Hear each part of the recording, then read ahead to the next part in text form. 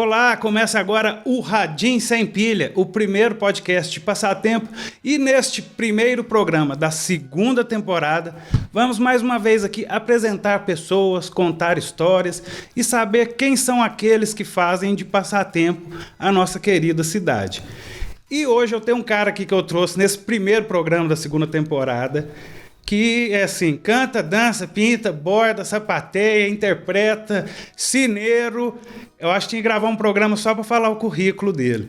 Eu estou aqui hoje com o Carlos Júnior, querido. Juninho, tudo bem, Juninho? Tudo bem. Muito obrigado por você ter topado aqui. Você era um cara, acho que é uma das maiores personalidades aqui de passatempo. Quem me dera. Por ser jovem, por ter tantas habilidades e tanto conhecimento da nossa cidade, assim, principalmente historicamente. Eu sempre brinco quando a gente conversa, né? Eu gosto de conversar com ele, porque ele sabe tudo da cidade. Questão história, visitas aqui. Eu fiquei sabendo esses dias que vocês foram lá na casa onde Dom Pedro passou, aqui, a Princesa Isabel. Como é que é essa história? Onde que é isso aí? Só fala primeiro, depois você se apresenta. Tá bom. Conta a lenda que a família imperial passou por passatempo e dormiu nessa fazenda. É uma fazenda na região do Rio dos Bois.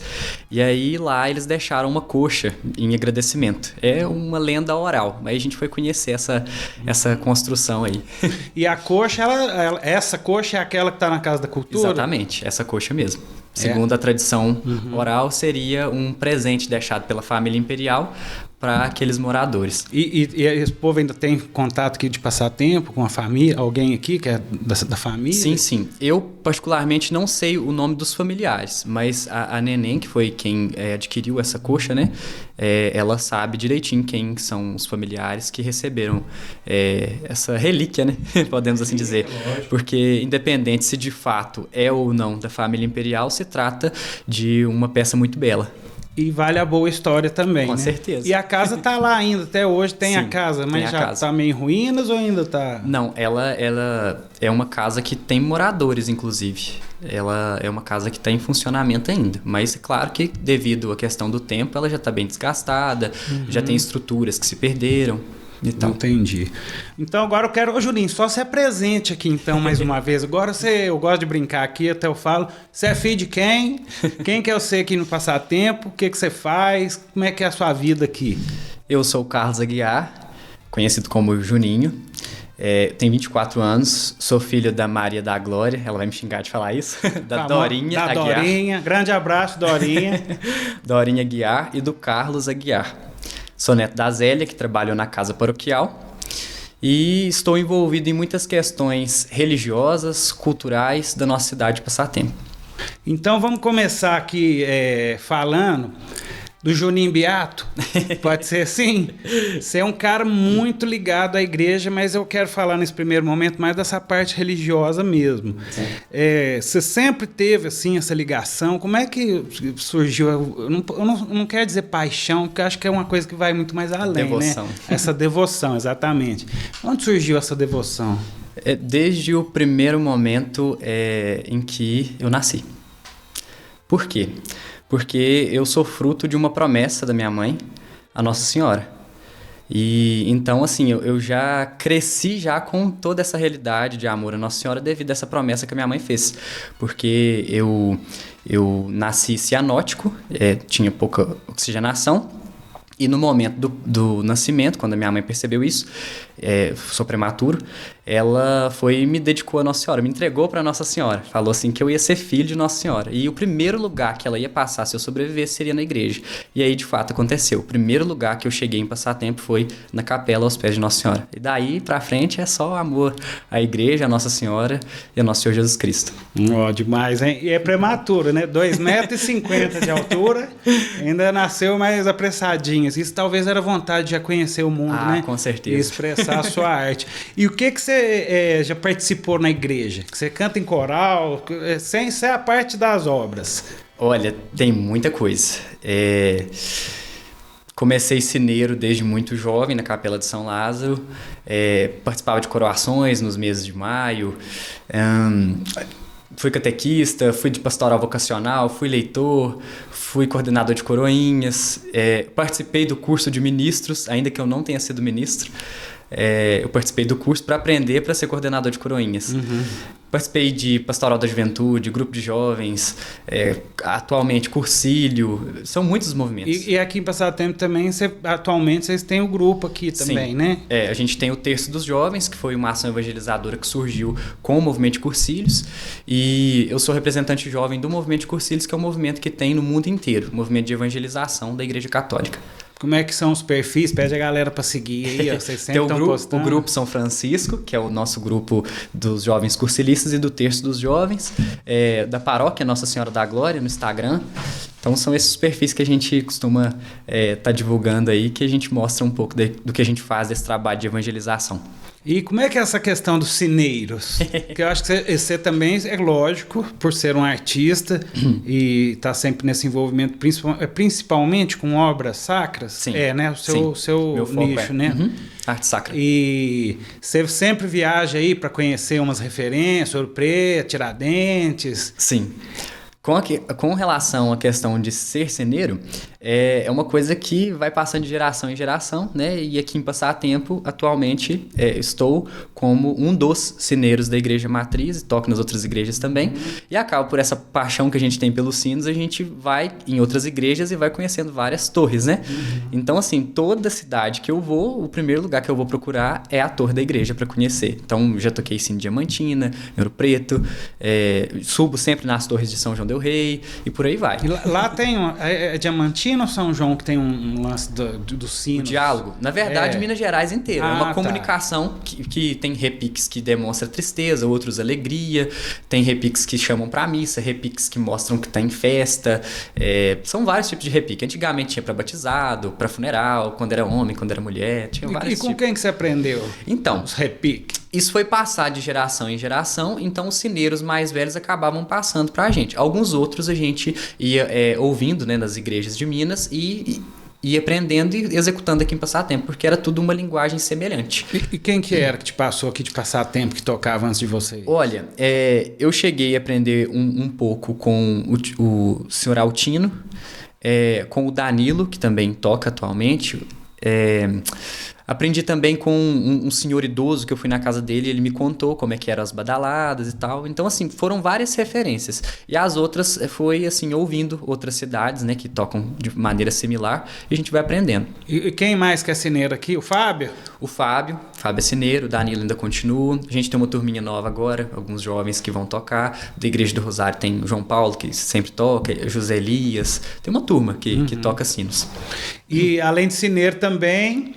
Você, nessa questão artística, já vamos começar indo para as artes, você participou do documentário, que você foi um dos produtor, diretor, idealizador como é que chama? Encomendação de Almas. Isso.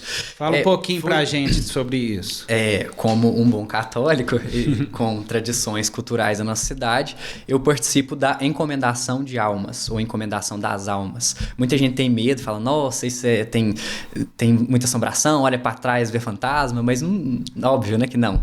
Na verdade, a encomendação de almas nada mais é do que uma oração pelas pessoas que já faleceram, e você reza por essas pessoas, você reza o terço e canta músicas pedindo a Deus. Encomendar as almas é pedir a Deus pelas almas, nada demais.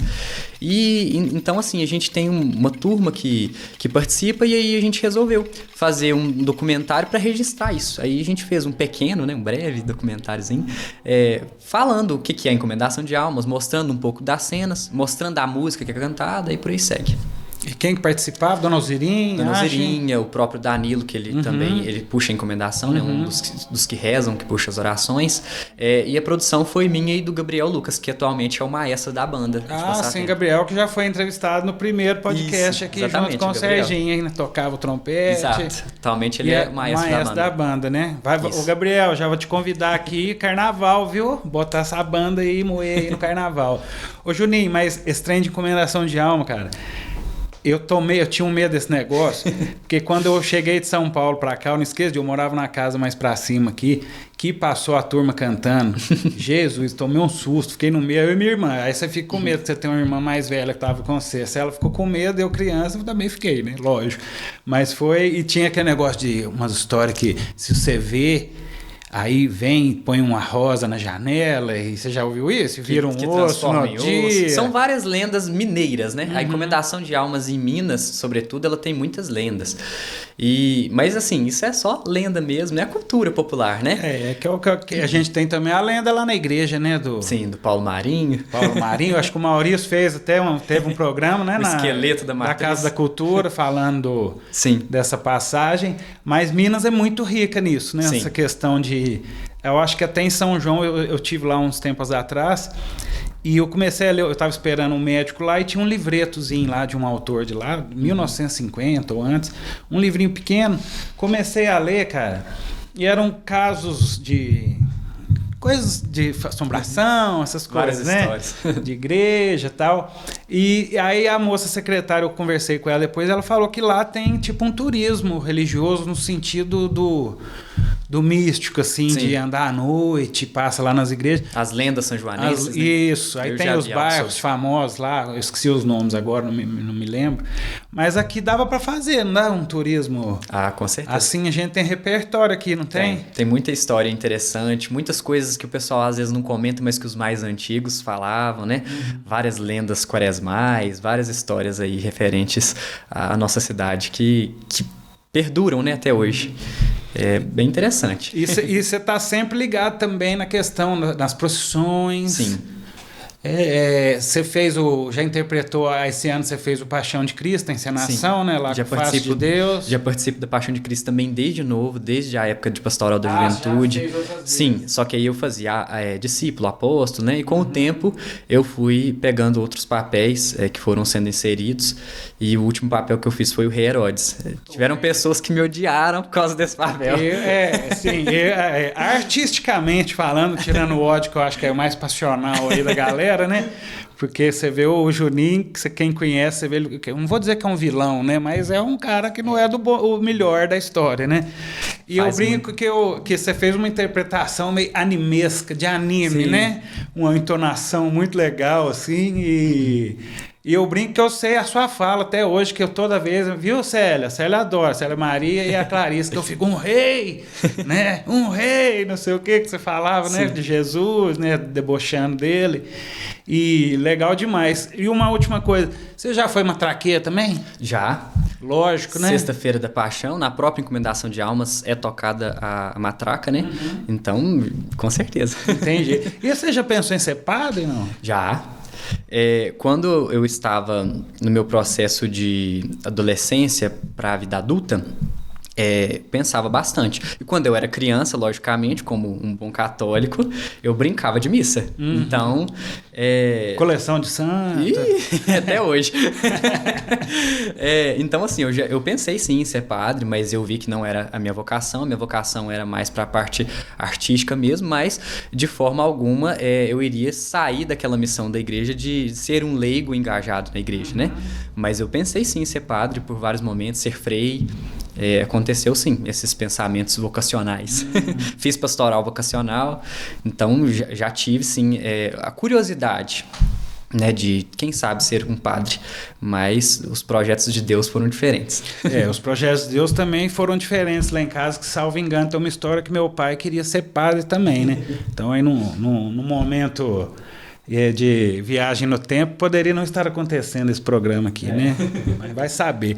Ô Juninho, você também é um cara que é engraçado, que eu falo assim, né? Que eu sou fã, né? Já falei, vou falar isso várias vezes ao longo do programa. O cara é totalmente de humanas, artista, né? Conhecedor, história, não sei mais o quê. E ele é arquiteto. Como assim mistura exatas com humanas? Isso eu acredito que até melhora, né? Porque na questão artística de igreja, a gente vê muito questão geométrica, matemática. Questão de harmonia, né? A gente segue a proporção, questão geométrica é muito utilizada. E com relação à arquitetura, claro, né? Que a gente sempre tem a parte de cálculos e tal, em algumas questões. Claro que não é semelhante aos engenheiros, né? Que calculam toda a questão do cálculo estrutural, mas a gente tem um pouco, sim, de cálculo. Como você disse, eu não sou de exatas, mas a arte me faz me aproximar das exatas. Né? E por que arquitetura? Você também desenha? Porque desenha bem, né? Lógico. Como é que surgiu? Desde criança eu sempre desenhei, sempre brinquei de desenhar. Então, era o meu hobby era desenhar. Meus presentes favoritos eram papéis, lápis de colorir, caneta, lápis, cartolina, isso também aí. Gostava Folha de papel bastante. pra mim era um espetáculo. É. E então, assim, desde criancinha eu desenhava e criava cidades. O que eu gostava de brincar era de cidades. Eu não brincava de carrinho. Eu brincava de fazer cidades, aí construir igreja, construir escola, construir prefeitura, fazia o urbanismo todo. Na hora que chegava o momento de brincar de carrinho, naquela cidade que eu criei, aí já era de noite. Aí não era hora de brincar de carrinho mais. Aí chegava outro dia, era hora de brincar de carrinho, né? Aí não, eu continuava fazendo a cidade, porque ficou faltando uma praça, ficou faltando uma praça, ficou faltando um monumento. Então, assim, sempre eu ficava brincando de construir. Achava ali o Oscar Niemeyer ali, né? Vamos fazer uma... Fazendinhas. Então, assim, eu sempre me preocupava com a arquitetura do que eu tava brincando, com o cenário do que eu tava brincando, mas não com os carrinhos em si. Os carrinhos eram só cenográficos. Então, acabava que assim, a arquitetura era o que me chamava a atenção. E sempre gostei de ver a beleza nas construções, de transformar ambientes. Então, isso desde pequeno. No ensino médio, por exemplo, a gente fazia a Feira de Ciências, que ainda tem, né? E a Feira de Ciências, eu ajudava a puxar, a organizar. E na época me parece que eu era representante de turma, mas eu sei que eu me envolvia bastante com essas questões. E aí o que eu mais gostava de fazer era preparar todo o cenário, cuidar da circulação das pessoas, da ventilação das salas, o que um arquiteto de fato faz. E você participou desse ano aqui agora, do ano passado, na Feira de Ciências, né? Sim, no caso Nardoni, isso, né? eu ajudei uma turma, contribuí com uma turma. Trabalho muito legal da galera. Foi bem interessante. Abraço, viu? Já fui professor, viu? Quem não me conhece aí, sou João Luiz Reis, já fui advogado, já fui professor, sou jornalista, produtor de conteúdo, né? Eu tenho um perfil, chama Passatempo Tem, quem quiser seguir. Falando em perfil, você tem o perfil lá do seu ateliê, não tem? Isso. Como é que é? Ateliê Carlos Aguiar. Segue lá então, galera, porque só tem coisa bonita. E fala aí pra mim, com essa questão da arquitetura, logicamente, você foi ali dando um jeitinho de caminhar pro lado de alguma forma, alguma ligação com a igreja. Sim. E você, sempre a gente vê aí, pelo que te conhece, até pelas redes sociais mesmo, você já fez muita igreja, capelinha aqui na região, não já? Sim. Desde que eu comecei na arquitetura, a estudar arquitetura, eu já estava envolvido com construção de capelas, de oratórios, de espaços religiosos. Essa questão religiosa sempre me buscou muito. Eu brinco que quando eu comecei a fazer arquitetura, o paisagismo me chamava muita atenção. Onde você se formou? Eu me formei em Divinópolis. No UENG? Na Faculdade Pitágoras. Hoje é Anhanguera. Isso. E eu sempre me buscava essa questão religiosa, sempre me buscava, e então eu comecei fazendo capelas. Na verdade, o primeiro projeto mesmo não sendo arquiteto, foi a minha própria capela. Eu tenho uma capela particular, que era um desejo desde pequeno ter algo religioso, então eu fiz na minha casa uma capela. E dessa capela surgiu vários convites para projetar outras capelas, outros oratórios, e aí eu vou fazendo várias capelinhas. E atualmente você está envolvido no projeto também lá da igreja de São Judas? Isso. A igreja de São Judas, ela teve uma transformação no projeto dela, porque era para ter sido de uma maneira, acabou que com o tempo mudaram o projeto e não seguiu o projeto da primeira arquiteta. Então, notou-se a necessidade de fazer um projeto para terminar a igreja e para embelezar a igreja também, que é uma grande igreja. E aí a gente entrou, né, eu e o Isaac de Paulo, trabalho no escritório do Isaac de Paulo, e nós dois entramos nessa obra aí para poder projetar. Então nós projetamos a finalização da parte do presbitério, do altar, e também a parte externa, que é a etapa que a obra está atualmente, né? Uhum. E qual que é a previsão para finalizar? Assim? Então, eu acredito que até no início do ano que vem ela já vai estar finalizada, porque a torre da igreja, ela é muito verticalizada. Então a gente quis trazer um neogótico, o estilo neogótico para a igreja. Mais ponta, mais fina, né? E lá em cima construir um coruchel, que é tipo um telhadinho com 8 lados, e bem alto. Então isso aí exige, né, um certo cuidado, uma certa atenção, porque é uma obra desafiadora, é algo que não é comum a gente ver uma igreja da nossa época fazendo, mas como eu gosto muito de referências históricas, então a gente trouxe essa linguagem do neogótico, né, trazer o antigo junto com o novo. E a gente propôs então de fazer esse coruchel, que vai ser o diferencial dessa igreja. Nossa, vai ficar bacana, hein? Parabéns, como diria, né? 10 horas de parabéns para o Juninho por esse projeto.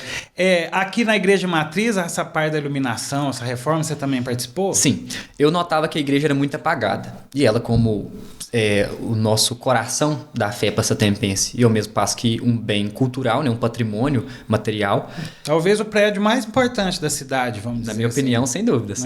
E então eu achava necessário a iluminação dela para valorizar a própria arquitetura, porque era uma arquitetura que ficava ali apagada durante a noite e tal. Então, na preparação do jubileu dos 190 anos da paróquia, eu conversei com o pároco, levei a proposta para ele de iluminar. Aí, com a reunião que teve, né, do conselho da paróquia, com o padre, com algumas pessoas, depois do conselho também do patrimônio, aí foi decidido que seria uma ação entre a prefeitura, a Secretaria de Cultura e a paróquia, de fazer essa iluminação. Então foi feito nesse projeto de iluminação da matriz e graças a Deus está aí uma marca no nosso município, né? Que ela ficou linda. Deu mais imponência para a igreja. Provavelmente é a coisa mais fotografada da cidade, né? Ah, sim. Eu até me seguro às vezes ali lá para não postar no Passatempo porque todo dia que você passa é um ângulo diferente, sim, ou pegando de dentro para fora, ou à noite. Agora tem esse céu bonito, né? Do inverno, laranjão à noite. Uhum. A gente se segura às vezes, porque senão fica só fora da igreja. Só fora, né? Da igreja. E ela é muito bonita mesmo. Ela é bem, vamos dizer, aconchegante mesmo. Muito. Como você cara diria, de passatempo, né? Cidade aconchego, a igreja é muito aconchegante. E a igreja lá, ela tem muitas histórias muito doidas. Diz que teve uma época que ela foi pintada de vermelho. Sim. Mas ela todas as janelas. Então, eu não sei exatamente o quanto ela foi pintada de vermelho. Mas isso era uma história que os mais antigos contavam. Acho que um padre que foi à guerra, ele voltou assim um pouco transtornado, né? Por causa das questões da guerra e pintou de vermelho. Na época o vermelho era luxúria, né? Então o pessoal ficou aterrorizado com isso e pintou a igreja de vermelho. E o Vanilton Barbosa, que foi quem passou essa história também, ele, quando ele estava conduzindo há mais tempo as questões de restauração, ele encontrou nas camadas de tinta vermelha realmente nas paredes. Bem como as marcas do incêndio. Encontraram também as fumaças na parede, né? As marcas de fumaça. O incêndio que ele foi na parte que onde é o chafariz hoje? Não, é de lá? Dentro na parte do chafariz, assim, no caso na Capela Mor da igreja.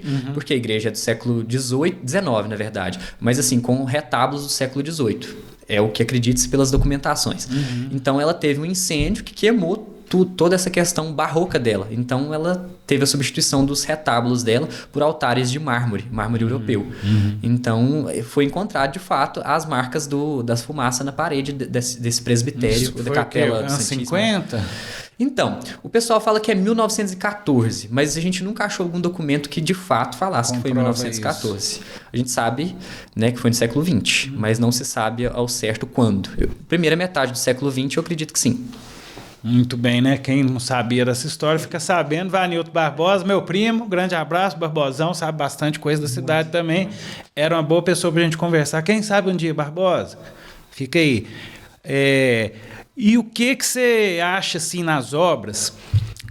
Qual que é o mais importante que a gente tem que passar tempo? No caso de imagem, assim, ou de construção, sem ser, não é de imagem mesmo.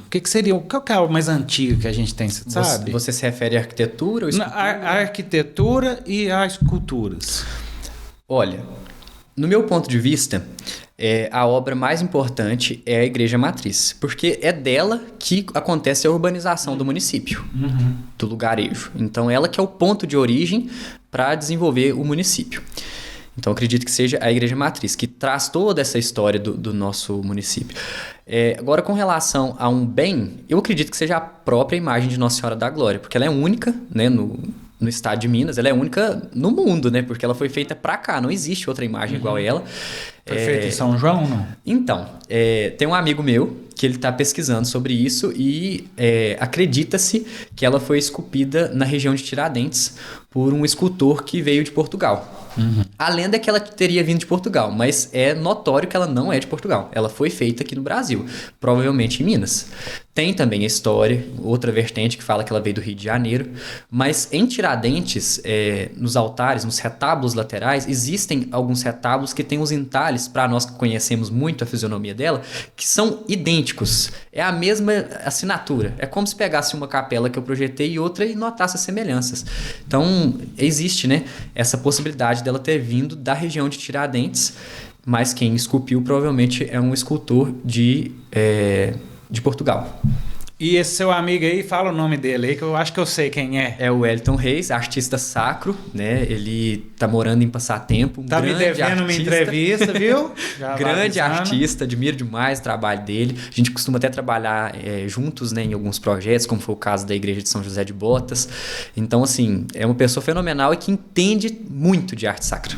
Sobretudo da parte de imagens. E que fez a imagem... Isso, ele fez a réplica, a pintura e todo o estudo para poder desenvolver a réplica da padroeira, que foi feita justamente para resguardar a imagem original. Porque é uma forma da gente ter essa réplica para usar em diversas movimentações, porque não tem como a gente ficar saindo com a escultura original do século XVIII, né?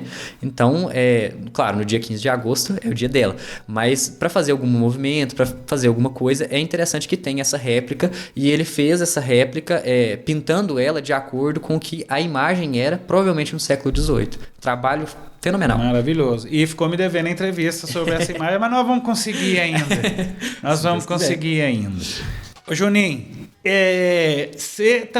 você, além de pintar, você faz escultura, não? Você se mete ali tentar mexer com a argila ou algum material assim? Eu fiz um curso de argila na Casa da Cultura de Passatempo quando eu tinha uns 15 anos, mais ou menos. E ali eu comecei a ter uma noção de modelagem. Uhum. E quando também eu era mais novo, eu cheguei a fazer um presépio de biscuit. Uhum. Mas era uma arte, assim, no meu ponto de vista, assim, muito ruim. Uhum. Inicial também, Inicial. Né? Comparado à pintura, ao desenho, não é uma arte que eu domino muito ainda não. Mas é algo que eu quero desenvolver sim, porque eu tenho, assim, uma certa facilidade. Mas preciso de aprimorar. E voltando aqui na questão das caras, que eu não podia deixar jamais de falar, lá do cachorro sentado, Nossa Senhora de Lourdes? Lá é Santa Luzia. Santa Luzia, eu sempre confundo os L. Você que também projetou aquela... Lá foi uma história interessante, porque ela foi um projeto que eu fiz enquanto eu estava na faculdade. Uhum. Foi um desenho que eu fiz, né? Que foi o seguinte, o padre foi na minha casa, ele viu a minha capela e ficou encantado porque a minha capela tinha justamente o que o pessoal do Idelmano Amorim buscava. Qual padre? Padre Aparecido. Padre Aparecido já. Então ele falou assim, me faz um desenho de uma capela tipo essa sua, com uma torrezinha no meio. Porque eu quero fazer uma igreja assim, desse estilo, lá no Idelmano Amorim, no Cachorro Sentado. E aí eu fiz o desenho pra ele, enquanto ele tava lá em casa mesmo, eu fui fazendo o desenho e falou, é isso, eu quero isso. Aí eu fiz um desenho maior e entreguei pra ele. Em cima desse desenho ele levou pros construtores e foi feito a capela com essa fachada que eu desenhei. Eu fiz a fachada. Depois, a parte interna ele encomendou um artista sanjoanense, o Cláudio Silva, para fazer o retábulo e alguns outros móveis sacros. Uhum. O altar, tudo mais.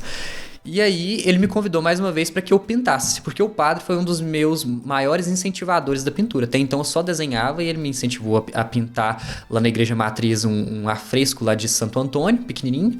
E depois já passei para essa Igreja de Santa Luzia, que foi, digamos assim, o meu primeiro trabalho grande dentro de uma capela.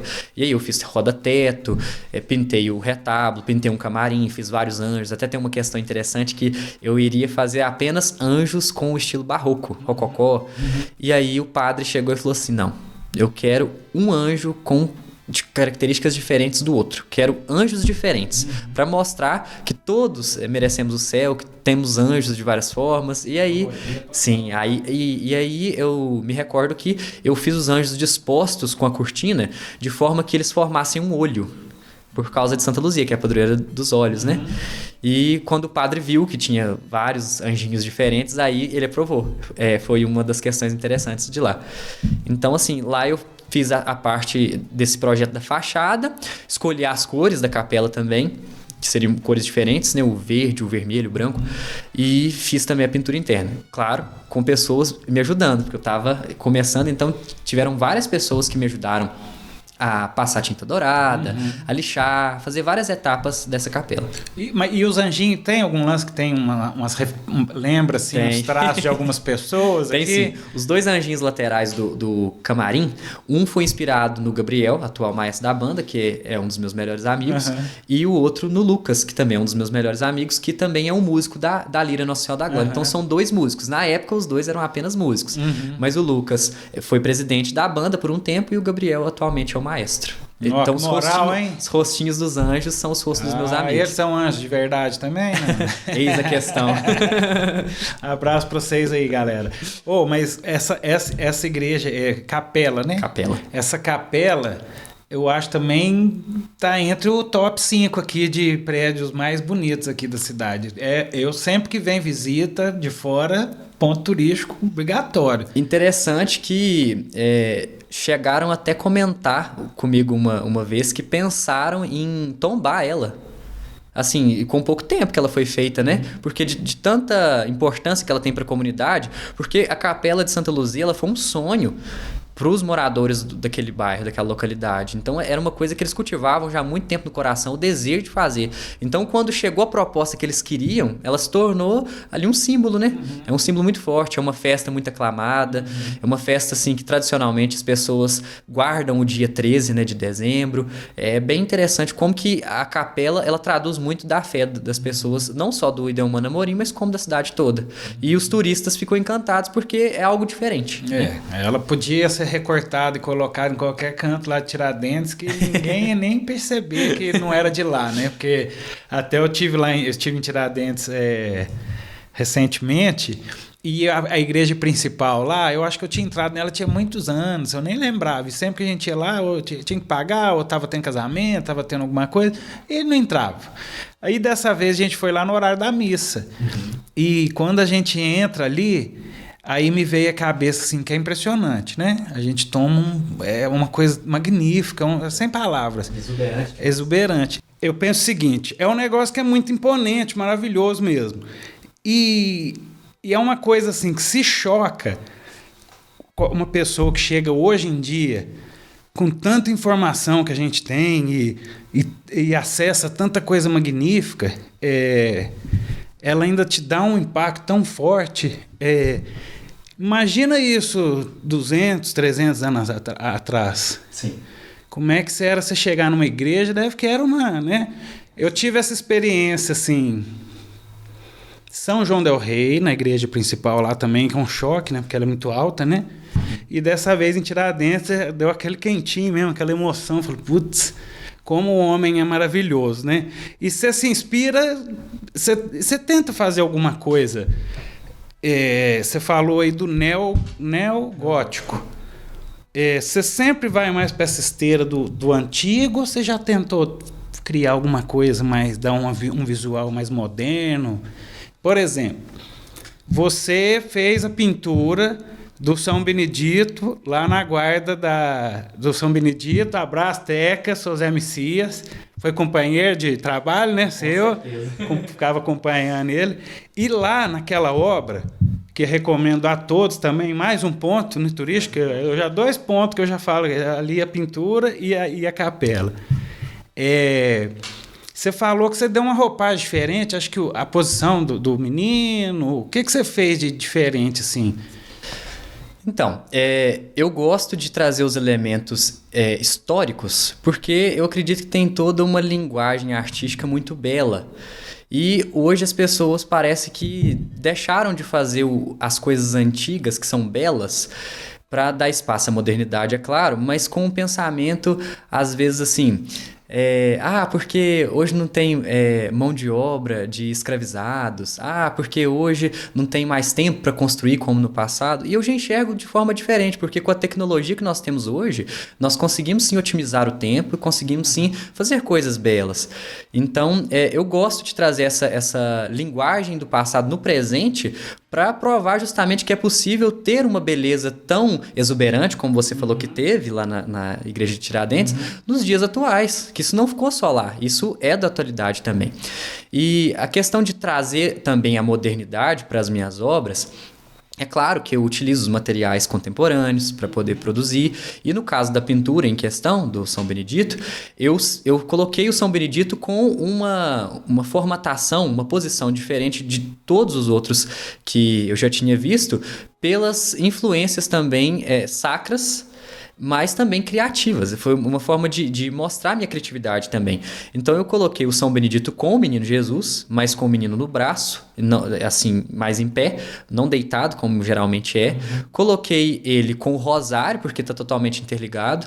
Do tecido branco, onde o menino está, tem flores de laranjeira caindo, porque tem músicas, né, da questão das congadas, tem toda uma questão cultural das flores de laranjeira, tá caindo flor. Até o Tizé, quando eu estava pintando, ele começou a cantar a música na hora que viu eu pintando as flores caindo, porque é a música que representa muito, né, o congado.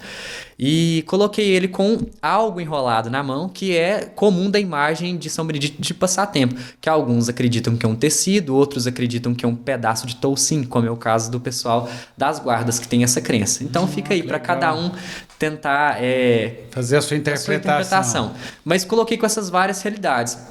E o cenário de fundo, eu não coloquei o cenário da época de São Benedito, não. Eu coloquei um cenário bem passatempense, bem mineiro, que quando também eu estava pintando, o Tizé olhava para as casinhas e falava: tá fazendo comida lá naquele fogão, a fumaça tá saindo. Ele mesmo imaginando coisas da infância dele quando ele via a pintura, porque é um cenário nosso. E ao mesmo passo que eu também coloquei a Igreja do Rosário, que é também o lugar central das movimentações. Dos mastros. Mas ali você já fez uma igreja diferente, né? Sim. Por quê? Aquela igreja eu fiz ela diferente porque era a igreja que o Tizé via, o Zé Messias via, quando ele estava começando com a guarda de São Benedito. Então, assim, são memórias afetivas e criativas em conjunto para poder produzir uma obra diferente de tudo que tem, autêntica, exclusiva para a guarda. Fala alguma coisa? Precisa falar alguma coisa? E agora aquela clássica que toda vez que eu vou falar do São Benedito, a questão da assinatura nas suas obras. Fala aí pra galera, como é que é? Então, eu não gosto muito de assinar meu nome muito claro, assim, não. Eu gosto de deixar meu nome discreto, porque eu acho que a obra tem que aparecer mais do que o artista. Eu acho que a obra tem que falar por si só. E ela falando por si só, eu já me comunico. Essa é a questão da arte, talvez, sim, né? Sim. Despertar isso nas pessoas, né? Então, quando eu tenho a possibilidade de assinar atrás da obra, eu prefiro. Mas quando eu tenho que assinar na frente, eu coloco em locais bem discretos, como foi o caso da obra ali de São Benedito, que eu coloquei um local bem discreto, com um tom bem discreto e poucas pessoas... Sem spoiler, né? Não vamos contar. Quem quiser descobrir, que vá, que no dia da inauguração lá da reforma da sede, né? Sim. Que foi exibida a pintura... depois que fez, durante lá as festividades, a galera ficava lá procurando lá, né? Tô olhando, e todo mundo que leva acha a assinatura aí do Juninho aí pra vocês verem se vocês conseguem. Legal demais, cara. E vai dando a sua... É o seu trabalho, mas acaba que vai transformando a cidade, né, velho? É uma coisa que vai além, né? Isso é bonito, isso da arte, né? É uma coisa que é para todos, né? Exatamente. Por mais que seja pessoal, assim, a criação, mas ela reflete em todo o universo da cidade, das pessoas, até na questão religiosa, da fé. O caboclo vê aquilo ali. Lá naquela de São Francisco, lá no Geraldo Lara? Lá no Vista Alegre. Vista Alegre. Você chegou a mexer alguma coisinha não, lá? Não? Lá ainda não. Lá não tem nenhuma obra minha ainda não. Ainda. Ainda, né? Aí para parecido, ó. Mas aqui, e o que você achou de trabalho que você já fez? O que foi mais desafiador para você em termos de trabalho? Que seja pintura ou na criação de uma arte, de um projeto mesmo de arquitetura? Olha, no período em que eu estava cursando arquitetura, no escritório eu tive que contribuir com um projeto de loteamento. Então foi algo bem diferente, né, da arte. Então foi bem desafiador, mas consegui contribuir de certa forma. Já aconteceu também com questões de pintura, que às vezes eu estou pintando uma coisa e aí no meio do processo acontece ali aquela dificuldade e tem que contornar, tem que ser artista o suficiente para contornar a situação. Aí tem que dançar, né? Sim. Se vira nos 30. Por exemplo, quando eu pintei os santos de tábuas na pandemia, porque na época da pandemia o padre saía com os santos de tábuas para obra evangelizar. maravilhosa também, bacana demais. É um conjunto interessante, porque era uma forma de levar a Semana Santa até as casas, né? Era montado um cenário em cima do carro. E eu tive que pintar isso em tempo recorde. E eu terminei de pintar os santos de tábuas do Calvário na sexta-feira da Paixão. Eu virei noites pintando e na sexta-feira eu ainda estava pintando. Quase que foi o crucificado. Eu fiquei bem cansado. E detalhe, eu estava com Covid. Mas né, faz parte. Então né? já estava com sintomas de Covid sem saber que era Covid. E fraco, cansado, 2 noites direto pintando para poder dar tempo de conseguir entregar a obra. E a obra foi fresca para a rua. E aí, à noite, quando eu cheguei em casa, depois, no outro dia, eu acordei muito cansado e aí já foi constatado que eu tava com Covid. Então, eu pintei aquilo ali já com o vírus, então foi bem desafiador, porque eu tava sentindo, assim, estava me sentindo mal, mas eu pensava que era por causa do sono, e não era porque eu já estava com Covid. Juntou tudo. E essas obras ficam aonde, Essas obras são do acervo paroquial, elas ficam guardadas, né, com a paróquia, e durante Semana Santa costumam ser expostas, ou na paróquia, ou na própria Casa da Cultura. Já aconteceu de ter uma exposição também no Departamento de Cultura com elas, para as pessoas poderem ver esse trabalho. Mas esse trabalho, assim, os traços são mais moderninhos, assim, não são? Sim, tem várias referências. Como na minha infância eu assistia muito anime, então meio que o meu traço, ele naturalmente ele tem uma interferência dos animes. Ele tem essa inspiração dos animes no meu subconsciente, porque era o que eu assistia. Então, são personagens um pouco caricatos, os olhos são grandes, os cabelos às vezes são mais pontudos, e por aí segue. Entendi. É um sacro que tem uma pegada assim oriental. É um sacro mangá. É um sacro mangá. E falando em mangá, o senhor já se autodeclarou aí fã de mangá. E não sei se é fã desse, mas você já deu as caras aí como o Luffy, né? Na festa fantasia que teve aí um tempo, né? Já bom que parecia que esticava, né? 2 metros, né? O braço ia lá na frente. Era prático. E você é fã do One Piece? Sim, mas eu não assisti tanto. O que eu mais assisti foi Naruto, mas sim, eu sou fã. Tá. Então você tem a faixinha, corre fazendo assim, não é pra trás, né? E o One Piece, eu nunca assisti. Eu tenho meio preguiça porque eles falam assim, depois do 100º e tantos episódio que fica bom. Daí eu já não me matem aí, se alguém do One Piece ver aí, acho bacana, acho divertido. O Luffy é brasileiro, inclusive, ou não? O autor, ele falou que ele tem uma personalidade brasileira. Ele não é brasileiro exatamente, mas ele tem, assim, uma personalidade brasileira. Se fosse pra ele ter uma nacionalidade, seria brasileiro. Foi o que o autor disse. Entendi. Eu já sou mais da época do Cavaleiro do Zodíaco. Maravilhoso. Que é o clássico, né? Sim, inclusive Cavaleiro do Zodíaco é um dos grandes responsáveis por eu me interessar pela arquitetura antiga, porque como Cavaleiro do Zodíaco apresenta muito a questão da arquitetura grega, então aquilo ali me encantava muito, fez eu me interessar muito. Sim, as armaduras, bonitas, né? Sim. Isso foi me aproximando muito dessa questão da própria arte grega, romana. É bem interessante. É a base, talvez, né? É que veio primeiro, né? Sim. E falando nesse tipo de arte, você tem alguma arte que você curte mais, assim, que você acha, não, essa aqui não... E algum tipo de arte e algum artista, quem que é o cara pra você? Você fala, este é o cara e ninguém bate ele. Eu sei que é injusto a gente pôr em uma pessoa, falar de um. Fala 2 aí, então, pra não complicar. Na questão da arte sacra? Isso. Na arte sacra, na pintura, é o Ataíde, né? E também Michelangelo. Da Vinci. Fica difícil. Não tem jeito, né? Rafael Sanzio. Como é que chama aquele que tinha muitas luzes? Eu vi uma exposição dele, agora eu esqueci. Como? Pinta uns quadros, tem muito contraste de luz. É um italiano. Não vou lembrar o nome agora. Eu fui numa exposição dele em Belo Horizonte e ele tem uns quadros enormes, grandões mesmo, assim, 2, 3 metros. Vou esquecer o nome dele. Também é famoso também. Mas o Da Vinci, talvez, ele é o cara, porque ele também é meio um Juninho, assim, né? Ele foi em várias artes também, né? Fez um monte de coisa, né? Inclusive, tem um filme clássico dele, que é o Enigma da Pirâmide. Você já assistiu esse filme? Ainda não. Ele é antigo, tem o Sherlock Holmes, aí eles usam alguns projetos do Da Vinci, tipo aquela máquina de voar. Tá, eu vou anotar. Esse é um dica do velho nostálgico, que O Enigma da Pirâmide, um clássico Sessão da Tarde, sim, maravilhoso, que é uma história do Sherlock Holmes, jovem, e se envolve lá com aquelas, sei lá, aqueles cultos estranhos, magia negra, sei lá, e tem os projetos do Da Vinci também. Fantástico. Mas então você é fã de anime, então, Cavaleiro do Zodíaco, Naruto, tem mais algum aí que você curte? Dragon Ball? Dragon Ball eu não assisti tanto, mas eu reconheço que Dragon Ball é maravilhoso. Então o pessoal fica brincando, Dragon Ball é melhor do que Naruto, que não sei o quê, que Naruto só tem história. Mas assim, eu reconheço a grandiosidade de todos eles, sei o quão importante foi Dragon Ball para desenvolver todos os outros animes que vieram posteriormente a ele. Então assim, eu gosto demais também assim da linguagem que tem. Mas são vários, eu assisti vários, mas o que eu mais assisti mesmo foi Naruto. E Cavaleiros do Zodíaco também. Mas, por exemplo, tem um anime que aí é totalmente contra o restante da minha personalidade, se for parar pra pensar, que é o Death Note. É interessantíssimo. Sei. Eu gosto bastante, eu acho muito bacana como que é correlacionado todas essas questões. Até acho interessante... Tem vontade de ter um Death Note? Um Death Note? Não, acho que não. Mas Gabriel riu ali, ó. Acho que ele ia querer, hein? Mas eu acho fantástico. E são vários. Assisti Yu-Gi-Oh! Eu gosto muito também, que eu acho sensacional, é o Samurai X.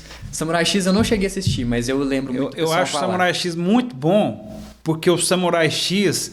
ele remete muito à história do Japão. Então é muito bacana aquele negócio de era Edo, samurai, vagabundo, sei lá o quê. E quadrinho você lê também ou é mais desenho? Não.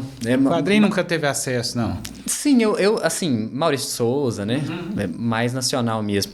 Mas era mais mangá mesmo. Eu lia mangá. Os mangás. Os mangás que são deles que saem os animes, né? Então, assim, mangás eu lia bastante.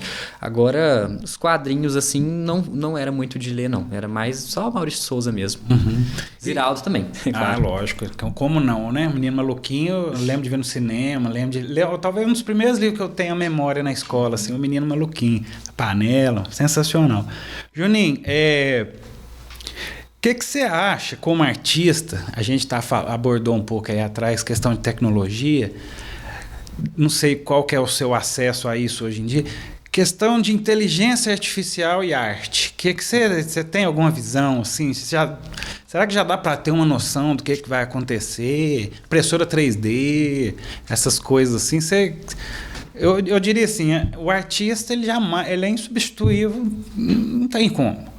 Mas elas estão chegando bem perto, né? O que você tem, um ponto de vista, alguma coisa assim? Eu acho que a arte ela vai muito do sentimento. Ela vem muito de uma questão interior que todos os seres humanos estão conectados de certa forma. E a inteligência artificial, por mais que ela tenha todo esse conhecimento, ela possa analisar diversas realidades e ali de alguma forma imprimir aquilo ali artisticamente, eu acredito que ela não supera o sentimento humano, porque ela não é humana. Então eu acho que ainda assim os artistas conseguem criar coisas que talvez toquem mais outro ser humano do que a inteligência artificial. Ainda que as obras, né, produzidas pela inteligência artificial estão muito avançadas. Recentemente mesmo eu vi uma arte sacra feita pela inteligência artificial que ficou maravilhosa.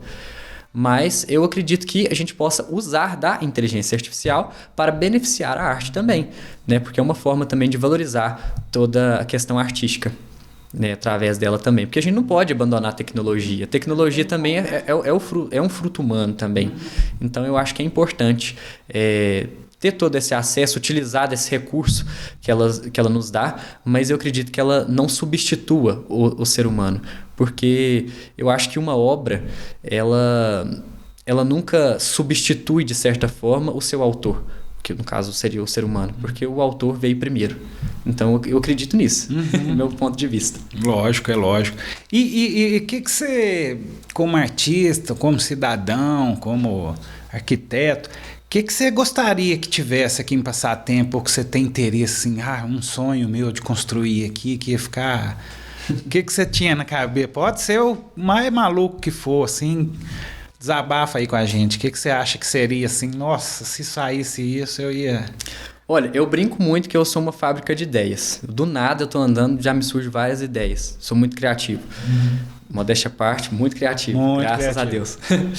E... Ainda bem, né? Obrigado, né? E então, assim, são várias as ideias. São coisas variadas, mas eu acho que a questão cultural, por ser uma coisa que eu gosto muito, eu acho que se tivesse algo cultural de grandes proporções em passatempo, seria algo muito bom. Tanto que o meu TCC de arquiteto, eu mesclei isso. Foi um centro cultural histórico e turístico de passatempo. Queria ser algo para poder atender toda a população de passatempo, turistas. É um sonho. Não, mas quem sabe, né? Mas são diversas as ideias, né? E obra? O que você acha que rolava de ter aqui, assim? Alguma obra, assim? Uma igreja, outra, uma capela? Eu acho que teria que ser bem analisada, assim, não tem algo específico, assim. Mas teria que ser bem analisada a realidade da época. Porque, por exemplo, nós temos muitas igrejas, né? Quanto mais, para mim, melhor. Que eu amo fazer igreja. É minha paixão. Mas... talvez algo que atendesse mais a população. Eu penso muito numa questão social. Eu acho que seria interessante algo assim, algo voltado para as crianças, para os adolescentes. Eu acho que é muito importante a gente conscientizar essa nova geração, as futuras gerações, para que a gente tenha um futuro melhor, um mundo melhor. Então acho que talvez alguma coisa mais voltada para essas questões seria bem interessante. Agora uma questão que eu tenho muita... talvez curiosidade de projetar, ainda não projetei, é uma escola. Eu acho interessante, porque a escola ela é um berço de conhecimento. Então eu acho que seria interessante projetar uma escola com arte, uma escola artística, uma escola que chegasse até as pessoas de uma forma diferente, não só uma construção vazia. Ô Juninho, falando em igreja, não sei se você vai saber isso também, que eu estou aproveitando aqui e perguntando. A questão de igreja de São Lázaro, diz que tem menos números de igreja de São Lázaro? Já ouviu falar alguma coisa assim? Então, é o seguinte, a devoção a São Lázaro não é uma devoção muito comum na nossa região. E em Passatempo é uma das poucas cidades da região que tem uma capela dedicada a São Lázaro e que tem uma devoção muito forte, poderia do bairro Calafate. Então, ela é um diferencial por causa disso. Então, vem pessoas de muito longe justamente para rezar para São Lázaro. Porque São Lázaro é um santo ligado à questão das feridas do corpo e da alma. Então, muitas pessoas fazem promessas para São Lázaro e vêm aqui agradecer, né, São Lázaro, pedir a intercessão dele. E vêm passar tempo porque é esse ponto assim, de oração, de devoção a ele. É uma capela assim que não é comum de se ver. Por que será? Você tem alguma ideia? Olha, eu acho que seria mais pela questão de desenvolver mais outros santos mais populares. São Lázaro, digamos que não é tão popular assim, aqui na nossa região. Mas por essa questão. E São Lázaro é pelo menos o que é venerado em Passatempo, ele tem uma história muito peculiar, porque ele está ligado a uma parábola que Jesus conta, que é a parábola do rico e de Lázaro. Então, por que a igreja declarou ele como santo? Porque Jesus é o próprio narrador da história, que é a única história que Jesus dá um nome a um personagem das parábolas. Então, ele chama o pobre, o mendigo de Lázaro, sendo que ele não dá nome para nenhum outro personagem das parábolas. E Jesus, na história, ele conta que Lázaro ganha o céu, que no caso é o que o santo de fato é. Ele ganha o céu e passa a ser um intercessor. E na história de São Lázaro, o rico pede a intercessão de São Lázaro, de certa forma, pede para que São Lázaro molhe, né, o dedo da saliva e toque nele, porque esse rico está no inferno. Então, a igreja declara São Lázaro como santo, pela questão de que o próprio Jesus fala que ele está no céu, que ele foi glorificado. Então, a própria história de Jesus ela já conta a história de santidade de São Lázaro. E é algo diferente. Então, não é muito comum aqui na nossa região ter imagens de São Lázaro. Aliás, imagens mas igrejas não. Entendi. Nossa, aí pra você ver. Mais uma questão turística da cidade aí, né? Ó, estamos fazendo um mapa do turismo aqui. Eu tenho vontade de fazer uma rota turística aqui pra gente fazer aqui. Vamos conversar. Depois acabando, cortando que a gente conversa. Cara, agora mudando totalmente aqui, saindo das igrejas aqui, como você é o multifacetas, o cara de várias personalidades aí, personagens. Falando em personagem, esse eu não sabia que você fazia, porque eu sabia dessa sua ligação com personagens da Bíblia, questão da encenação e tal. Mas você interpretou aqui agora, tem poucos dias, no aniversário da nossa grande neném da cultura, aniversário de 70 anos, né? Grande abraço, neném, fica registrado aqui o meu abraço. E ele tava lá, é lógico, né? Juninho, mais uma vez, participando. Como é que perde neném de cultura, né? Não tem como. E você interpretou, que eu achei fantástico, lógico, mais uma vez, o Fantasma da Ópera. Sim. Você cantou lá, bonito, máscara, roupinha. E você cantou você e mais como é que ela chama mesmo? A Bruna. Como é que foi? Você já tinha feito algo semelhante assim? Então, eu sou cantor de coral. Quando eu era mais jovem, eu tinha muita facilidade de decorar textos. Só que isso com o tempo foi... Assim, por falta de prática, eu não continuei decorando muita coisa, não. Mas a música de coral, eu sempre conseguia ler e cantar. Então, eu fui desenvolvendo essa questão de coral. Entrei no coral Regina Coeli, que é o coral responsável pelas solenidades aqui, pelas as grandes festas e tal. Sempre tá junto, né? E aí, a neném faz parte desse coral. E aí, me trouxeram essa proposta de tentar ali fazer uma homenagem a ela referente ao Fantasma da Ópera. Então, nós cantamos lá em homenagem à neném. Foi um momento muito bonito, muito especial, que marcou muito, né? Agora, mais um aí pro currículo, né? Mais um grande personagem. Achei sensacional. É demais. E me conta agora, o que você acha que passatempo você gostaria que melhorasse aqui na cidade, assim, sei lá, de termo, como jovem agora, não artista? O que precisa aqui na cidade pra gente poder curtir mais aqui a passatempo? Olha, eu acho que uns eventos mais voltados para a juventude seria bem interessante, porque nós temos uma juventude que tem várias ideias diferentes, né?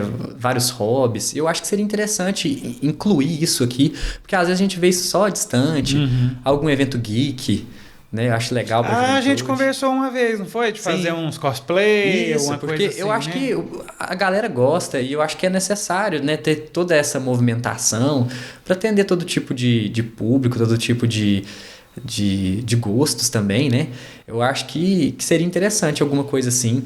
Partes culturais, que eu sou suspeito para falar. Você né? gostou do Festival de Gastronomia? Foi maravilhoso. Foi Muito ali, bom. né? Mais um abraço pro Rodrigo Bastos, também o campeão de abraço, né, Gabriel? Sim. Campeão dos abraços aqui no programa, porque eu destaco sempre a presença dele e do Elvis nessa questão cultural. Abraçam a cultura mesmo e estão possibilitando essas questões. E foi um evento muito bom, né? Primeiro, o Eliber. Sim. A banda é sensacional, né? Tava um clima muito bom. Eu não pude assistir o show, porque eu tava com a minha filha e fiquei lá escutando lá da sala lá, né? Eu doido e ela dormindo, eu doido pra ir, mas não, tudo bem, né? Criança. E a apresentação do Sangue B também. Você é tradicional Sangue B ali? Você é da época? Não, você é mais jovem, sou mais jovem, mas eu lembro muito dos meus pais falarem e tal. E eu acabei não participando do show deles, mas sei, assim, que... A história. Você pegou a discoteca? Quando eu era criança, na escola Joanita Caldeira Araújo, a gente costumava, na Semana da Criança, ir à discoteca. Tinha tipo uma matinê, né? Aí eu cheguei a participar disso. Mas eu não cheguei a participar à noite, não. Porque eu era muito jovem, né? Então, muito pequeno, na verdade. Aí eu não ia, não. Mas eu cheguei com a escola. E era um barato pra gente ir lá, escuro, né? Música alta, galera junto, era legal demais. Muito bom. Eu acho que eu vou ter que encerrar aqui, então... Porque esse rapaz aqui, eles têm obrigações, né? Conta aí, o que você deixou de fazer pra gente gravar aqui hoje, pra ficar registrado, se alguém vier te cobrar algum dia, onde você tava?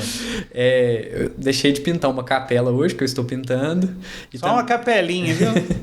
Coisa pequena. E também de participar de um encontro, né, do movimento de Cursilhos também. Da igreja. Gente, vocês me perdoem, viu? Na próxima ele vai estar agarrado aí com vocês, fazendo o que tiver que fazer. Ô Juninho, essa aqui foi só uma pequena pincelada, né? Em tudo que você já produziu, 25, você falou? 24. 24 anos, vocês já viram aí a gama de coisa que esse cara já fez, né? E produção contínua, né? Graças a Deus. Né? Uma coisa atrás da outra. E eu achei muito bom, mais uma vez eu quero te agradecer por ter vindo aqui e a gente ter esse registro aqui, porque eu acredito que em breve os voos serão ainda muito mais altos que essas torres das igrejas aí que você pinta. Amém. Porque você é um cara muito capaz, muito qualificado E eu fico muito feliz de ter te entrevistado, ter batido esse papo contigo. Já estava devendo, eu já estava na cola faz tempo para fazer isso. Quero te agradecer por você ter cedido esse tempo para a gente. Eu que agradeço pela oportunidade. E eu acho legal porque você está sempre engajado mesmo com a cultura e a gente precisa de gente assim. E eu quero destacar aqui que esse podcast é uma realização que veio através da Lei Paulo Gustavo, do Governo Federal, Prefeitura de Passatempo e Departamento de Cultura. Mais um abraço aí para Rodrigo Bastos. E ele tem essa ideia da gente tentar registrar pessoas aqui da cidade. E eu acho legal por você ser jovem, né, também, que a gente sempre vem com a história, o histórico, aquilo lá, e achei legal a gente fazer esse registro para que alguns anos a gente vê como é que era aqui atrás, né, o que eu já tinha feito. A gente vai encerrando aqui agora. Você quer deixar uma mensagem? Faz uma definição de arte aí para a câmera, aí para mim, Juninho. Vamos lá, no improviso.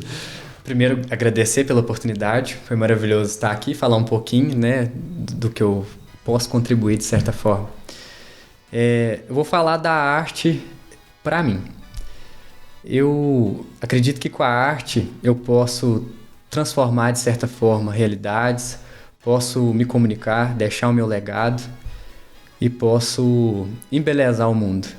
Talvez de uma forma pequena, mas mudando, melhorando a realidade ao meu redor e chegando até pessoas que talvez nunca tiveram a oportunidade de ter contato com a arte. Então, acredito que a arte, para mim, é uma comunicação e, sobretudo, uma comunicação também que eu apresento a minha fé, que eu apresento muito do que eu sou e do que eu posso ofertar que Deus me deu, porque Deus foi muito generoso comigo, me deu muitos dons, graças a Ele mesmo, e o que eu posso fazer é doar um pouco desses dons para que as outras pessoas possam, assim como eu, ficarem felizes ao ver esses dons, esses presentes que Deus nos dá. Bom, acabo de incluir mais uma no seu currículo que, além de tudo, é sábio. Né? Quase um monge. Né? Ô, Juninho, então, brigadão mesmo. Te agradeço. A gente já vai encerrando aqui agora esse primeiro programa. Vai ser o primeiro, né? Foi o primeiro programa que a gente gravou, que a gente está disponibilizando na internet. Queria agradecer mais uma vez aqui Gabriel, cara da iluminação, das câmeras, do som, o parceirão aqui, Adriano Reis, meu querido irmão, também na produção aqui do podcast, né? Elvis Andrade, por sua luta incansável pela cultura aqui de Passatempo. E a todo mundo que contribuiu, né, Rodrigo Bastos, mais uma vez, por ter possibilitado a Lei Paulo Gustavo entrar no nosso município e gerar essa possibilidade da gente registrar, igual a gente está conversando, né, Juninho? Sim. Da questão da oralidade. A gente fez isso uma vez na Casa da Cultura também, né? Sim. Sobre o patrimônio, né? Que é um vídeo bacana para vocês assistirem. Quem que tá lá? Você, o Esteve, o Adriano? Isso. Né? Que fizeram um vídeo também bacana, que eu vou pôr o card aqui, se eu conseguir depois, né, Gabriel? A gente coloca aqui. Agradecer mais uma vez a todos que chegaram aqui até o fim do programa. Dizer mais uma vez na questão da Paulo Gustavo, da lei do Governo Federal, Governo Estadual, Prefeitura, Departamento de Cultura e a todos que participam do Radim, que é um projeto que eu fico muito feliz de trazer, principalmente trazendo pessoas do gabarito desse cara que eu acabei de entrevistar aqui. E fica então um abraço e até o próximo programa.